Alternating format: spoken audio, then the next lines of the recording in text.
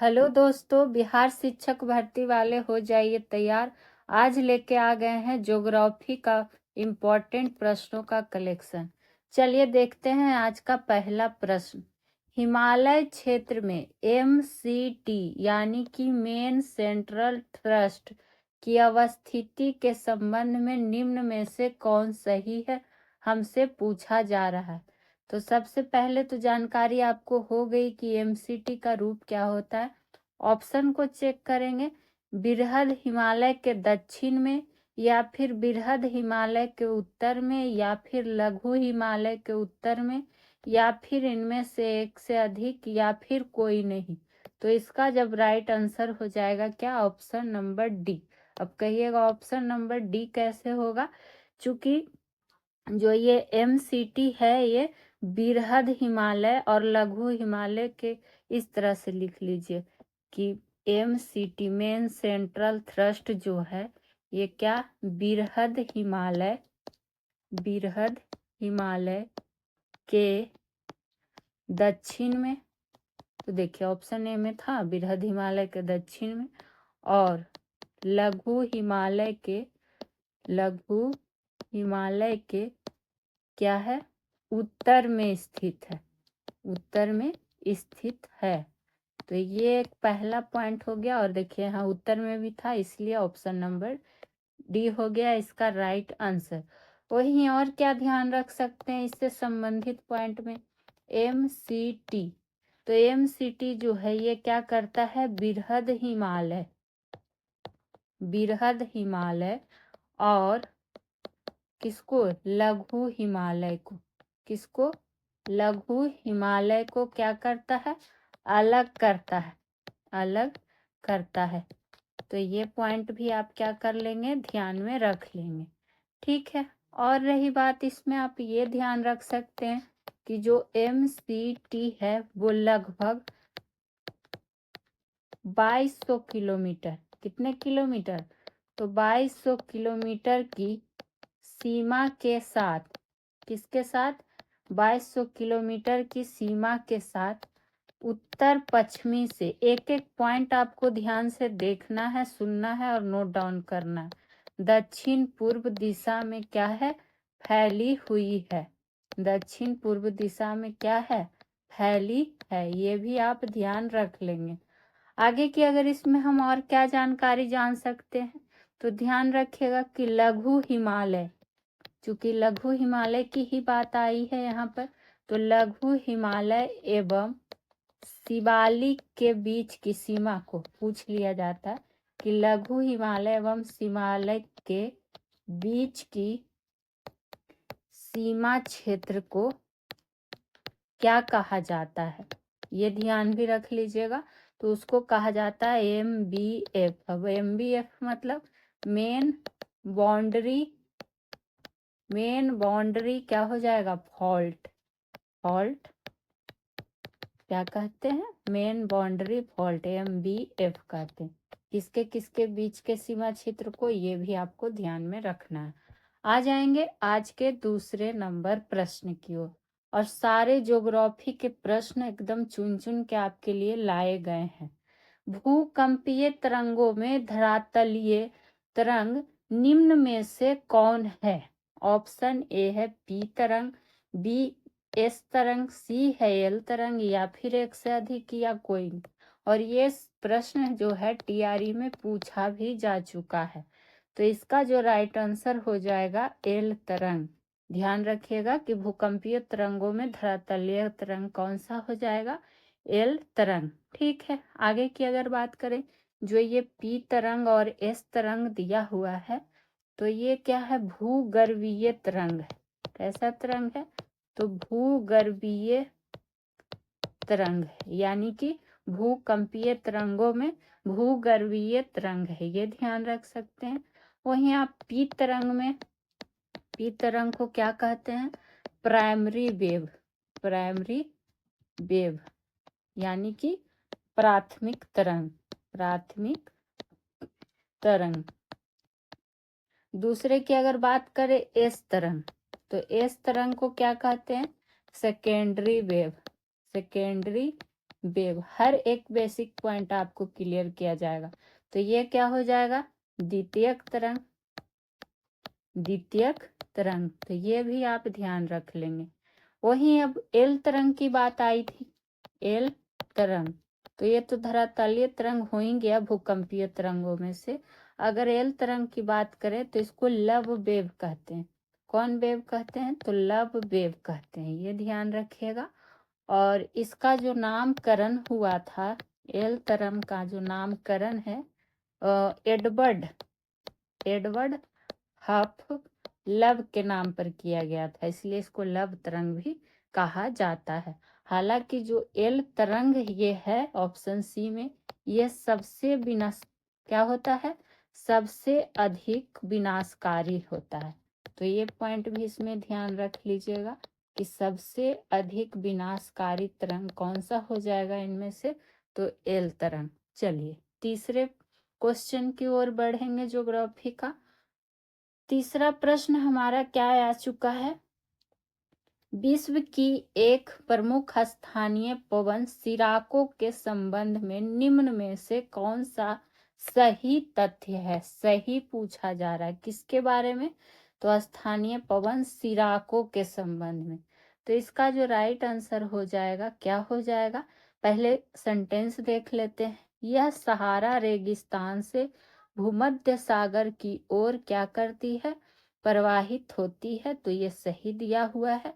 वहीं बात करें तो ये गर्म हवा है और शुष्क हवा भी है, तो सारे सही हैं, यानी कि एक से अधिक हो जाएगा। और एग्जाम में भी आपको 5 ऑप्शन इसी तरह से मिलेंगे। अब चलिए इससे कुछ जानकारी की बात कर ले, हालांकि ये तीनों इसी से संबंधित जानकारी दी हुई है। मरुस्थल की बात आ गई है, रेगिस्तान की, तो ध्यान रखिएगा सहारा मरुस्थल, जो कि काफी एग्जाम में पूछा जाता है। तो सहारा मरुस्थल पहली बात की उष्ण मरुस्थल है।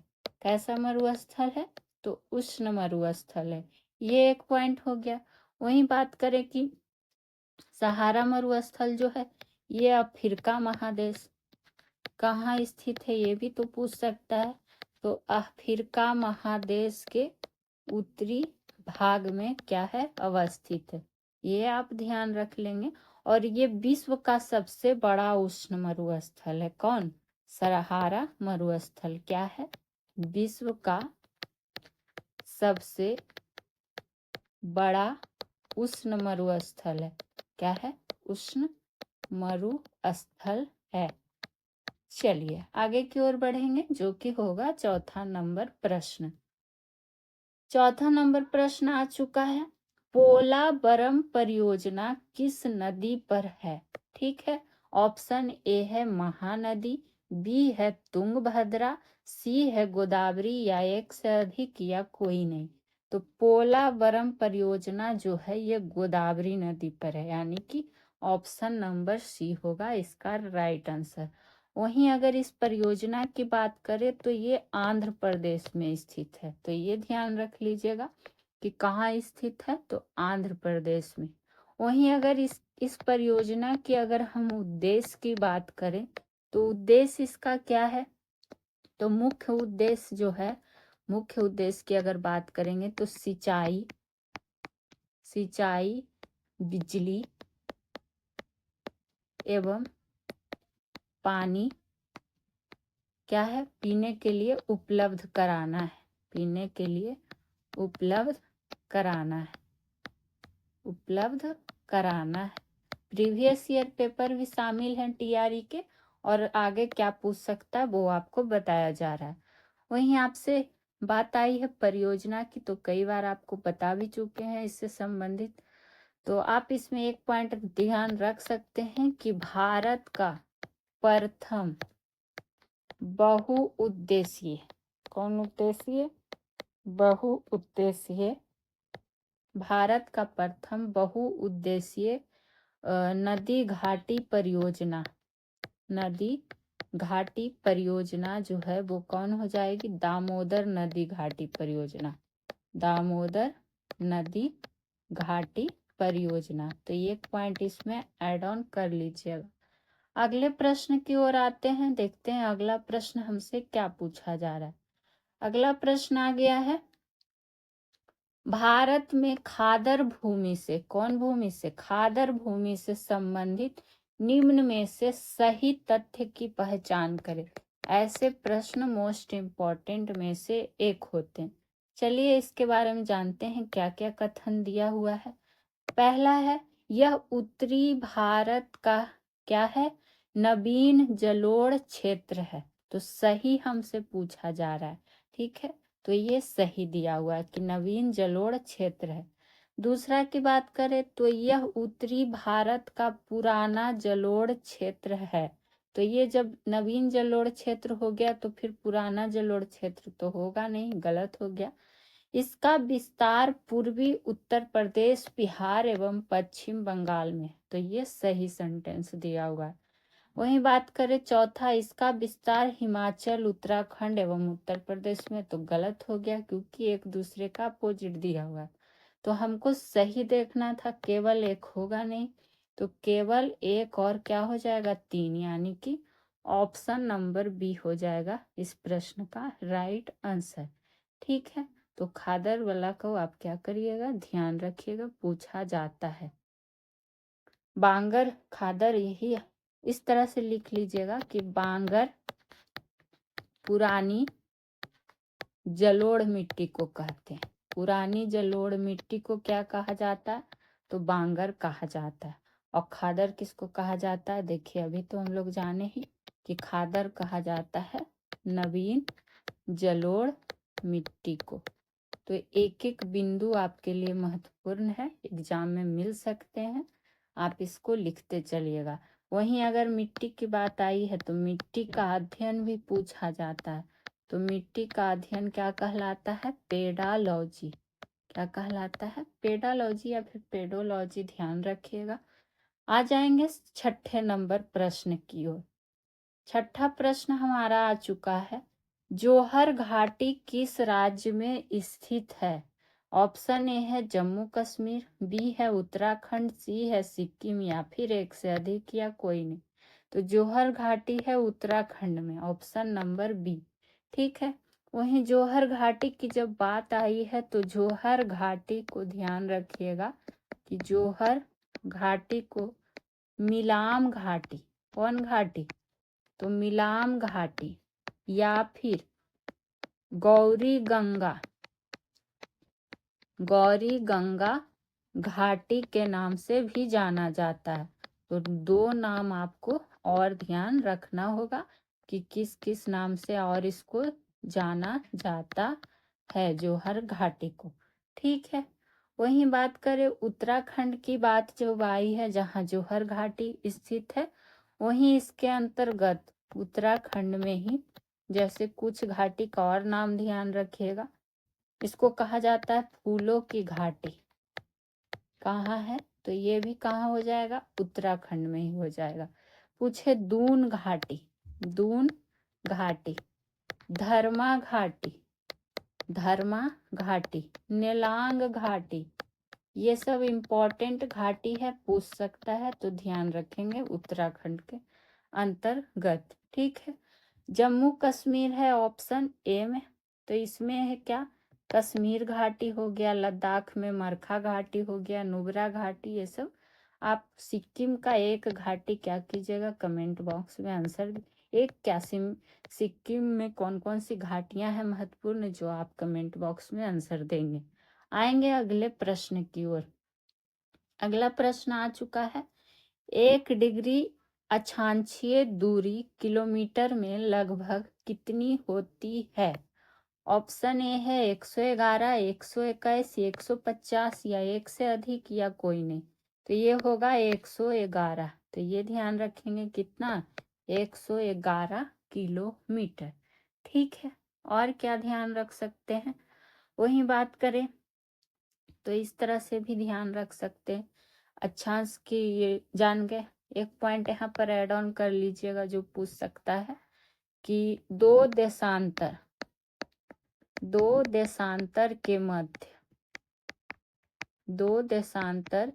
के मध्य की दूरी कितनी मिनट होती है। तो ध्यान रखिएगा 4 मिनट होती है, ये पूछा जा सकता है।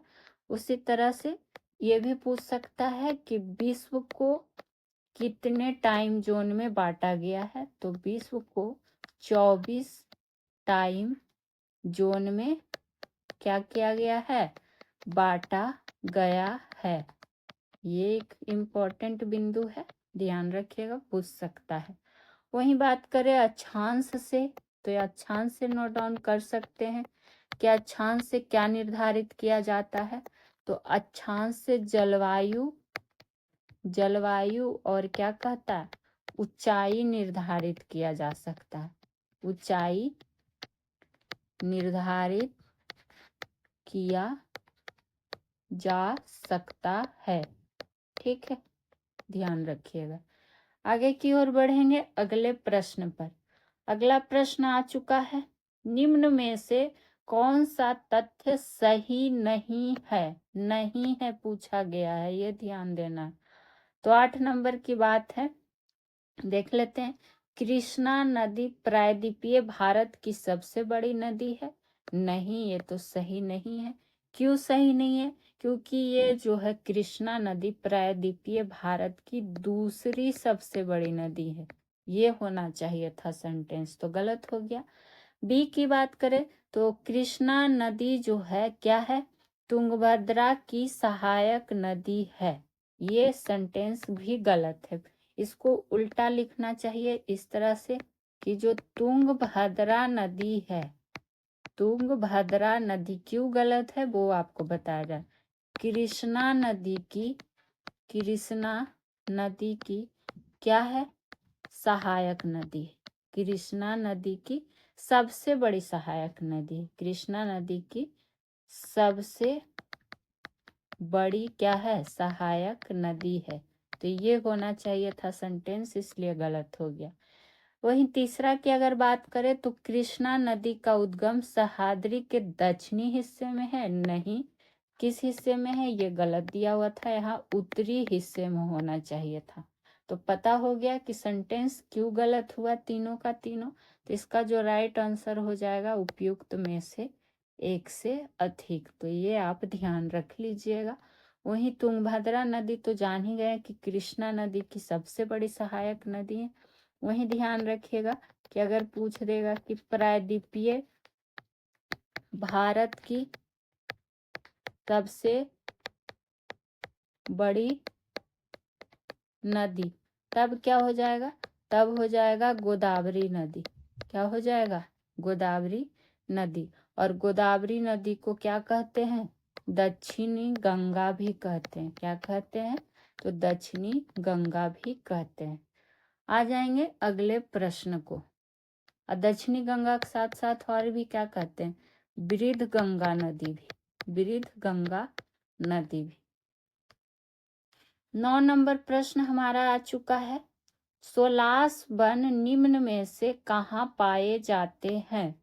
तो इसका जो राइट आंसर हो जाएगा ऑप्शन नंबर सी, प्रायद्वीपीय भारत के क्षेत्र पाए जाते क्या, सोलास वन प्रायद्वीपीय भारत के दक्षिणी हिस्से में। ये भी ध्यान रखिएगा कि किस हिस्से में, तो दक्षिणी हिस्से में पाए जाते हैं। ठीक है, वही बात करें कि सोलास वन में पाए जाने वाले कुछ वृक्ष का नाम ध्यान रख लीजिए, हो सके आपसे वही पूछ दे। सोलास वन के अंतर्गत वृक्ष जो पाए जाते हैं, सोलास वन, तो क्या ध्यान रख सकते हैं इसके अंतर्गत, ध्यान रख लीजिएगा। जैसे हो गया मैग्नोलिया, मैग्नोलिया, सिनकोना, सिनकोना हो गया, यूकेलिप्टस हो गया, यूकेलिप्टस हो गया। ये सब सोलास वन के वृक्ष के अंतर्गत आ जाते हैं, तो ये आप ध्यान रख सकते हैं।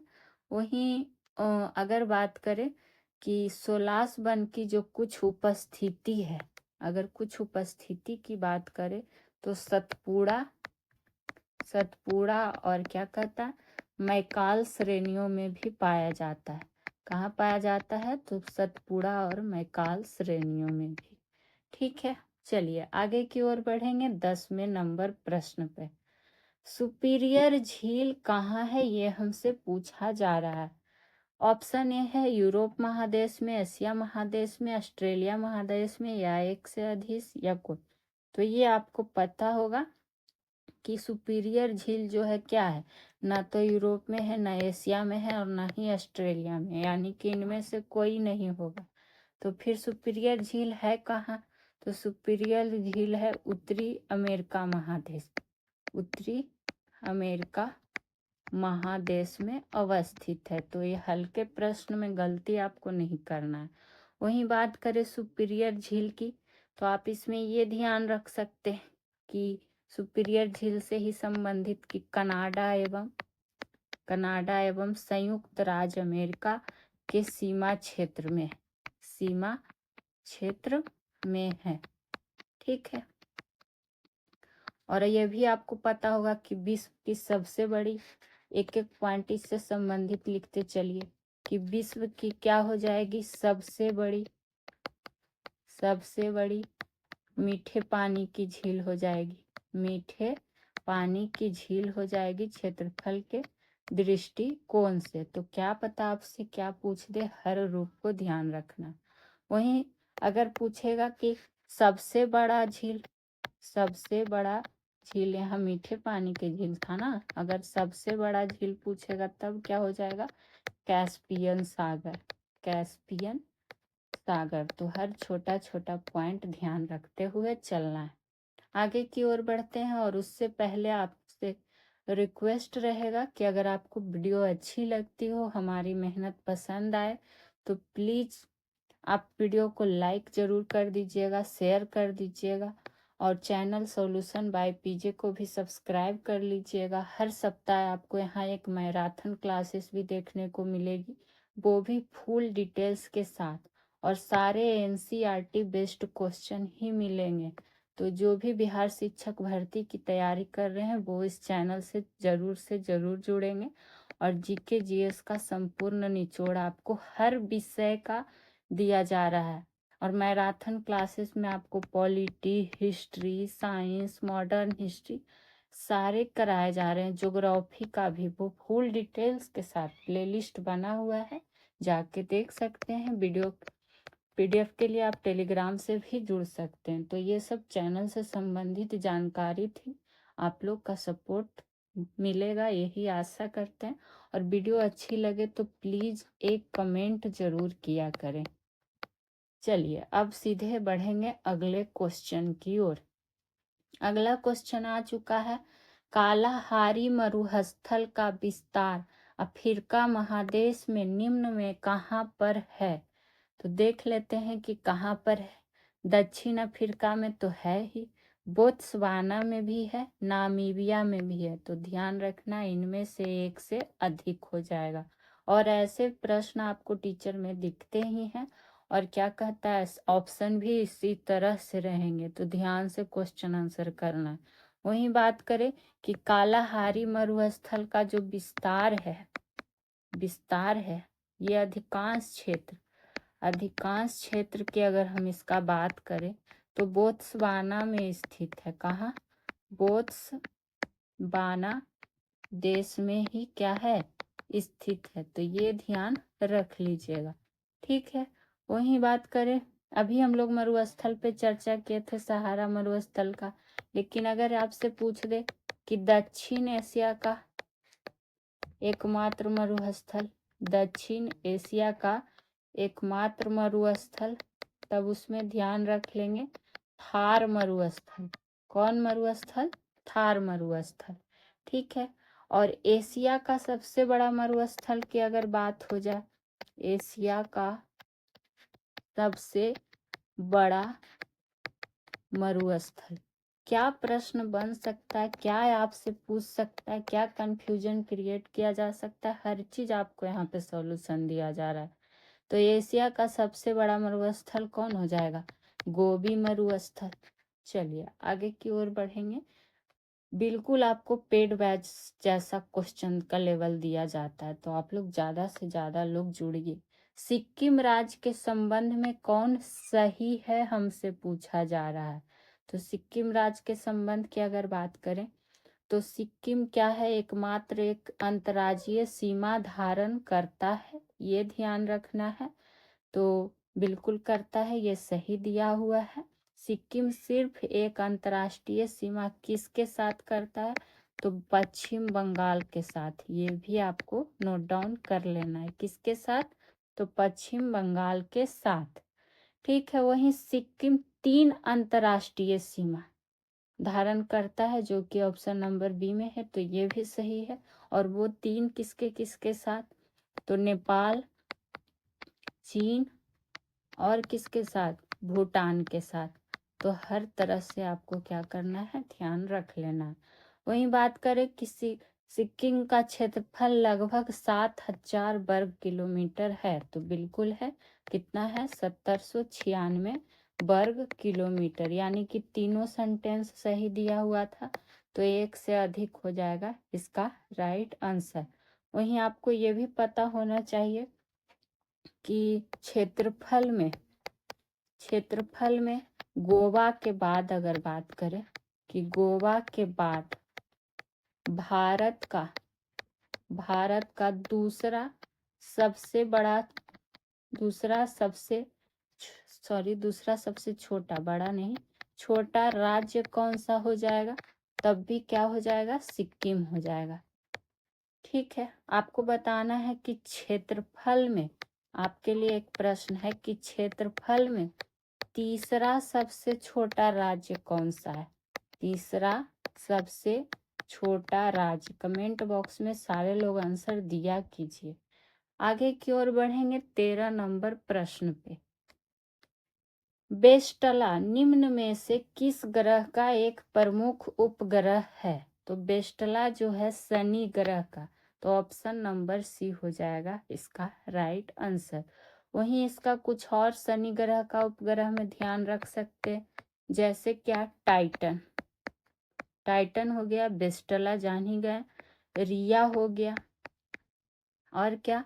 एक ध्यान रखिएगा, लाप्टेस पूछ लिया जाता है। कौन? लाप्टेस। उसी तरह से मंगल का 2 उपग्रह ध्यान रख सकते हैं, फोबोस और कौन? ये सब ऐसा है किसी न किसी एग्जाम में रिपीट होते रहता है, फोबोस एवं डिवोस। ठीक, ये हो गया। वहीं बृहस्पति ग्रह का क्या क्या हो जाएगा उपग्रह जो महत्वपूर्ण होता है? गेनीमेड हो गया, यूरोपा हो गया, और क्या? कैलिस्टो ध्यान रख सकते हैं, कैलिस्टो हो गया। ठीक है, चलिए आगे की अगर हम बात कर लें तो और किसका पूछ सकता है आपसे? शनि का जान गए, मंगल का जान गए। हाँ, एक और ध्यान रख सकते हैं इसमें पॉइंट कि सर्वाधिक उपग्रह किसके किसके पास है? तो शनि ग्रह के पास, और किसके पास? बृहस्पति ग्रह के पास। शनि के पास कितना है? 146, बृहस्पति के पास 95। आ गया है हमारा 14 नंबर प्रश्न। किलिमंजारो ज्वालामुखी किस प्रकार के ज्वालामुखी का उदाहरण है? किलिमंजारो, तो ये है मृत ज्वालामुखी। देखिए ऑप्शन नंबर सी में दिया हुआ है। ठीक है, वही बात करें कि और कोई मृत ज्वालामुखी में क्या क्या ध्यान रख सकते हैं? जैसे कि हो गया किलिमंजारो, तो जान ही गए, जो कि कहाँ? तो तंजानिया में। कहाँ? तो तंजानिया में। ये चीज ध्यान होना चाहिए आपको। वहीं याद रखिएगा पोपा ज्वालामुखी मृत ज्वालामुखी है, जो कि कहाँ? तो म्यांमार का पोपा ज्वालामुखी भी मृत ज्वालामुखी है। एकांका, ये सब प्रश्न हो सके आपको मिलान के रूप में दे दे, तो ये आपको याद होना चाहिए। अर्जेंटीना, क्या हो जाएगा? अर्जेंटीना का एकांका गुआ। वहीं प्रसुप्त ज्वालामुखी का उदाहरण भी ध्यान रख सकते हैं। प्रसुप्त की अगर बात करें तो उसमें ध्यान रखिएगा क्या? फ्यूजियामा ज्वालामुखी, जो कि कहाँ? तो जापान का। ठीक है, और क्या ध्यान रख सकते हैं? एक ध्यान रखिएगा मेयन, जो कि कहाँ का? तो फिलीपींस का। एक एक चीज आपके लिए इम्पोर्टेंट बताया जाता है। आपको कुछ मिले या ना मिले, यहाँ क्वेश्चन का लेवल और आपको पढ़ाई बेहतरीन मिलेगा, इसमें कोई शक नहीं है, बिल्कुल पेड बैच के जैसा। वही बात करें और क्या ध्यान रख सकते हैं, एक है सक्रिय ज्वालामुखी, तो सक्रिय ज्वालामुखी में एक ध्यान रखिएगा स्ट्रामबोली ज्वालामुखी, जिसको भूमध्य सागर का क्या कहते हैं, पूछ लिया जाता है कि भूमध्य सागर का स्तंभ किस ज्वालामुखी को कहते हैं, तो स्ट्रामबोली को। आएंगे अगले नंबर प्रश्न पे। केरल राज्य की सबसे लंबी सीमा किस राज्य के साथ मिला है, इनमें से देख लेते हैं। तो महाराष्ट्र के साथ, कर्नाटक के साथ, या फिर तमिलनाडु के साथ। तो इसका जो है ऑप्शन नंबर सी होगा, तमिलनाडु के साथ। ठीक है, वही बात करें, अगर देखिए, अगर इसके अकॉर्डिंग, एक मिनट, केरल का पूछा गया ना, तो केरल राज्य की यहाँ देखिए सबसे लंबी सीमा पूछा है, इसलिए इसका राइट आंसर क्या हो गया है, तमिलनाडु। लेकिन आपको ये भी पता होना चाहिए कि केरल राज्य की सीमा जो है सिर्फ 2 राज्यों से मिलती है, 2 राज्यों से मिलती है। 2 राज्यों में वो कौन कौन सा हो जाएगा, तो कर्नाटक हो जाएगा और कौन हो जाएगा, तमिलनाडु। लेकिन अगर पूछे इन दोनों में से सबसे लंबी सीमा, तब क्या हो जाएगा, तमिलनाडु। इसीलिए इसका आंसर क्या हो गया, ऑप्शन नंबर सी। ठीक है, अगर केरल की मुख्य भाषा की बात कर ली जाए, मुख्य भाषा की, तो ध्यान रखिएगा मलयालम, क्या हो जाएगा, मलयालम। आगे की ओर बढ़ेंगे, देखेंगे अगला प्रश्न क्या पूछा जा रहा है। अगला प्रश्न हमारा आ चुका है, कोलेरू झील किस राज्य में है। तो कोलेरू झील की जब बात आएगी तो ये है आंध्र प्रदेश में, तो ऑप्शन नंबर ए हो गया इसका राइट आंसर। बात आई है कोलेरू झील की, तो और क्या प्रश्न इससे बन सकते हैं, तो कोलेरू झील ये क्या है, रामसर स्थल की सूची में शामिल है। रामसर, इस तरह से लिख लीजिएगा कि रामसर स्थल की सूची में शामिल किया गया है, तो इसलिए ये इम्पोर्टेंट हो सकता है, पूछ सकता है आपसे। वही बात करें, हालांकि ये 2002 में ही किया गया है। ठीक है, वही आगे की बात करें तो कोलेरू झील जो है वो कृष्णा और गोदावरी डेल्टा क्षेत्र, गोदावरी डेल्टा क्षेत्र में क्या है, मीठे झील की प्राकृतिक झील है, मीठे जल की क्या है, प्राकृतिक झील है, मीठे जल की प्राकृतिक झील है कौन, तो कोलेरू झील। ये भी आप ध्यान रखिएगा। वहीं ऑप्शन बी में क्या था, तेलंगाना, तो इसका कुछ झील जैसे हुसैन सागर झील काफी बार पूछा गया है, तो ध्यान रख सकते हैं कहाँ है, तेलंगाना में स्थित है। ठीक है, तमिलनाडु था ऑप्शन नंबर सी में, तमिलनाडु में ध्यान रख सकते हैं कोडाई कनाल, जो आपसे एग्जाम में पूछ सकता है, कई बार पूछा भी जा चुका है। कोडाई कनाल झील ध्यान रख लीजिएगा। एक ऊटी झील भी ध्यान रख सकते हैं। आगे की ओर बढ़ेंगे, जो कि होगा 17 नंबर प्रश्न। ओडिशा राज्य की सीमा निम्न में से किस राज्य से नहीं मिलती है, पूछा जा रहा है। तेलंगाना से, आंध्र प्रदेश से, छत्तीसगढ़ से, या फिर एक से अधिक, या कोई नहीं। तो इसका जो राइट आंसर हो जाएगा ऑप्शन नंबर ए, यानी कि तेलंगाना से नहीं मिलती है। वही बात करें अगर उड़ीसा की क्वेश्चन जो आई है, तो उड़ीसा राज्य की जो सीमा है, जो सीमा है ये 4 राज्यों के साथ मिलती है। कितने राज्यों के साथ, तो 4 राज्यों के साथ। ये भी तो पूछ सकता है। अब वो 4 राज्य कौन कौन से हैं, तो वो हो जाएंगे, पश्चिम बंगाल हो जाएगा, झारखंड हो जाएगा, छत्तीसगढ़ हो जाएगा, और क्या हो जाएगा, आंध्र प्रदेश। तो ये आप ध्यान रख लीजिएगा। वहीं उड़ीसा का अगर आपसे पुराना नाम पूछ दे तो, कि उड़ीसा का प्राचीन नाम क्या था, तो ये भी पूछ लिया जाता है। तो प्राचीन नाम कलिंग और क्या है, उत्कल है, कलिंग और उत्कल है। ठीक है, चलिए डिस्कस करेंगे अगले क्वेश्चन को, जो कि हमारा 18 नंबर प्रश्न है। गुडूरो क्या है, गुरुंडोमर झील किस राज्य में? फिर से एक बार झील से प्रश्न आ गया। तो ऑप्शन ए है मेघालय, मणिपुर, मिजोरम या एक से अधिक या इनमें से कोई नहीं।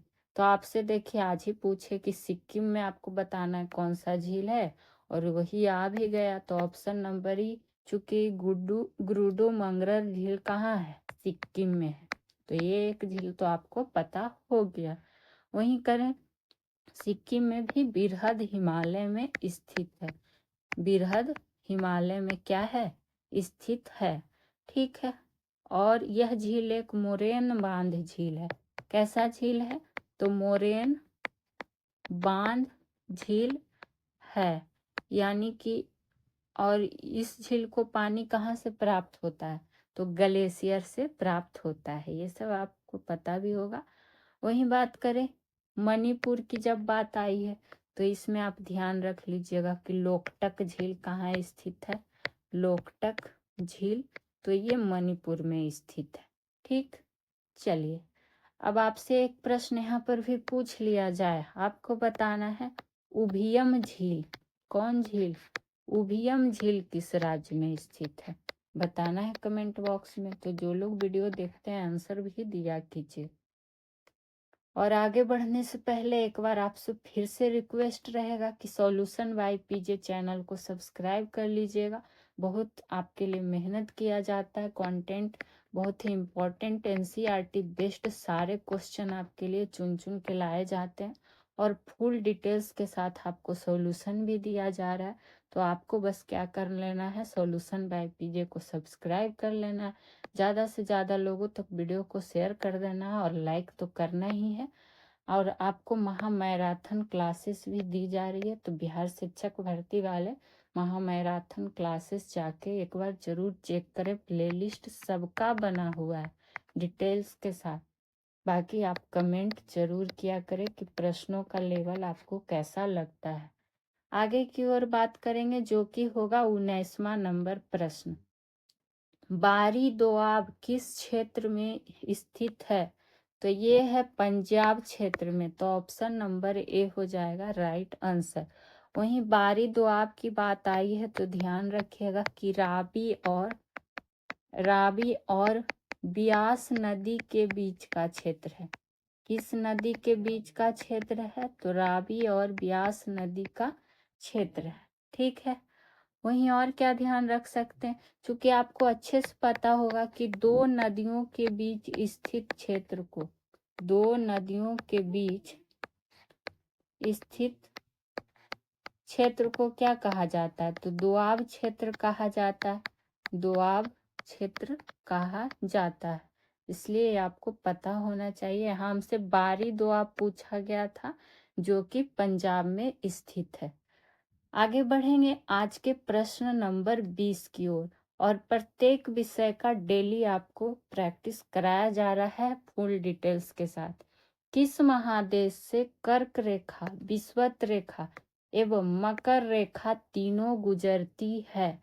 तो इसका जो राइट आंसर हो जाएगा देख लेते हैं। ऑप्शन ए है एशिया, बी है अफ्रीका, सी है दक्षिण अमेरिका।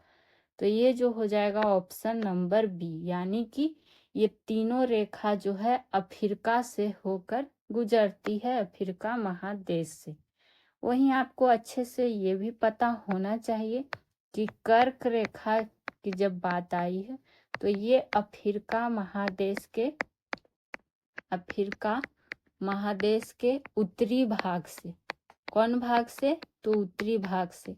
तो सेंटेंस के रूप में इस तरह का प्रश्न आपसे पूछ सकता है। वहीं विषुवत रेखा की बात अगर हम करेंगे तो विषुवत रेखा अफ्रीका महादेश के क्या हो जाएगा? मध्य भाग से। कौन भाग से? तो मध्य भाग से। रह गया कौन? मकर रेखा। तो मकर रेखा क्या हो जाएगा? अफ्रीका महादेश के दक्षिणी भाग से। तो तीनों को आपको ये भी ध्यान रखना है कि कौन कहाँ किस भाग से होकर गुजरती है। ठीक है। वहीं एशिया महादेश से कर्क रेखा एवं कौन विषुवत रेखा भी गुजरती है, ये आपको पता भी होगा। तो ये सब लिखना नहीं है, बस आपको वही एक पॉइंट आप यहाँ पर ये ऐड ऑन कर सकते हैं कि यूरोप से विषुवत ध्यान दीजिएगा, इम्पोर्टेंट बिंदु है कि यूरोप से विषुवत रेखा, कर्क रेखा और क्या कहता है, कर्क रेखा मकर रेखा में कोई नहीं गुजरती है। मकर रेखा कोई नहीं गुजरती है, इसलिए ये पॉइंट आपको यहाँ पर बता दिया गया। और चलिए बढ़ेंगे आज के अगले 21 नंबर प्रश्न की ओर। प्रायद्वीपीय भारत की सबसे बड़ी नदी कौन सी है इनमें से?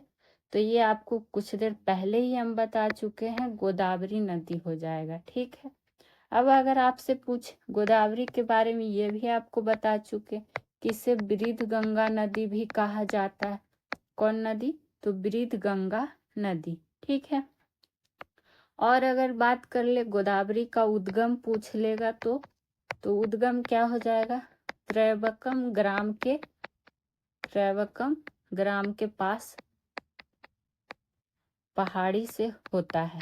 तो उद्गम भी आपको ध्यान में रखना है। ठीक है, वहीं इसकी कुछ सहायक नदी की अगर हम बात करें कि सहायक नदी क्या क्या हो जाएगा, तो इंद्रावती ध्यान रख लीजिएगा, सबरी ध्यान रख सकते हैं, पेन गंगा ध्यान रख सकते हैं। ठीक है, वहीं गोदावरी नदी और क्या ध्यान रख सकते हैं? तो गोदावरी नदी की अगर बात आती है तो इसका लगभग 50%, कितना परसेंट? 50% जो है द्रोणी क्षेत्र कहाँ पाया जाता है? तो महाराष्ट्र में पाया जाता है। तो आज के ये थे ज्योग्राफी के प्रश्न। फिर मिलेंगे नेक्स्ट वीडियो में किसी और सब्जेक्ट के साथ। तो सॉल्यूशन बाय पीजे को सब्सक्राइब कर लीजिएगा, वीडियो को लाइक शेयर और एक कमेंट कर दीजिएगा। फिर मिलेंगे, थैंक यू।